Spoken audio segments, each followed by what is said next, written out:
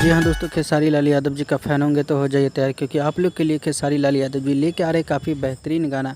तो हो जाइए तैयार। दोस्तों बता दूं आप लोग को, अभी इंडिया का मैच चल रहा है, इसके वजह से जो है खेसारी लाल यादव जी गाना नहीं ला रहे हैं और बहुत जल्दी जो है गाना लेकर आएंगे। वैसे एग्रीमेंट की बात करें तो दोस्तों एग्रीमेंट जो है ख़त्म होने वाला है, ठीक है, और एग्रीमेंट जो है बहुत जल्दी ख़त्म हो जाएगा और back to back Khesari Lal Yadav ji का गाना आएगा, जैसे कि सभी चैनल से गाने को रिलीज़ किए जाएंगे। तो आप लोग रहिए तैयार, क्योंकि आप लोग को पता है खेसारी लाल यादव जी एक से एक बेहतरीन सॉन्ग लाएंगे ही, और बहुत जल्दी आप लोग को बड़ा खुलासा भी कर दिया जाएगा कि जो भी अपडेट आएगा तो सबसे पहले आप लोग को मिलता रहेगा।